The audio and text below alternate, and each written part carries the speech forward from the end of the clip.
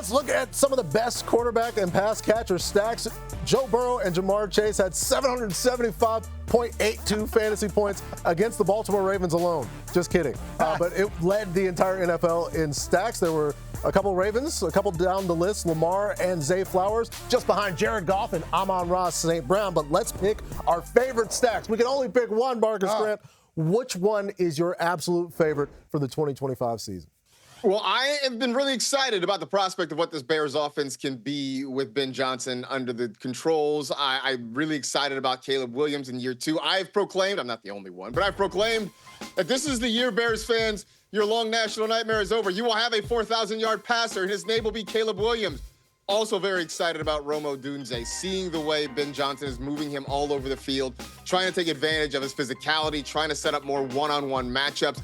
I know there have been some growing pains. I know it hasn't always looked clean so far this preseason. I do think you're making a little bit much about the whole missing the net video, but I do think it's going to start working itself out. And I think because you can get these guys right around the same time, rounds 8, 9, maybe 9, 10, something like that, I think you're talking about value with two guys who could eventually outperform their ADP.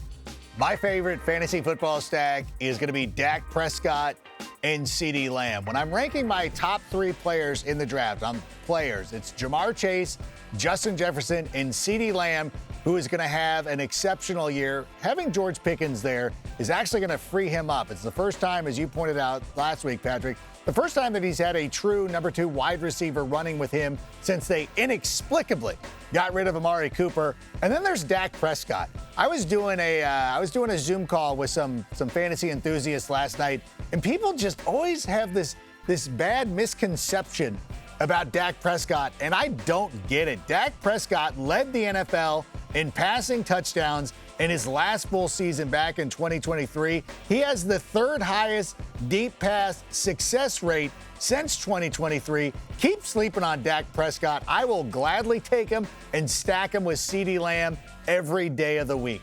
Yeah, matching players with top fantasy football players is always one of the best ways to go. That's why I choose to match Geno Smith with Brock Bowers in my fantasy stack, because you get the tight end one, and then in a lot of spots you're trying to figure out your quarterback. You can wait a little bit and get Geno Smith, who, by the way, was 4th in the entire NFL in passing yardage last season. And I know you may say, well, they drafted Ashton Genty. Pete Carroll wants to run the ball. Geno is going to get buckets, and Brock Bowers was, again, the tight end one with AOC, Desmond Ridder, and Gardner Minshew throwing him the ball in 2024. So I think it's a great chance to find that positional value, the round value, and make them work with a couple of very good football players, as all of these guys are in our favorite stacks.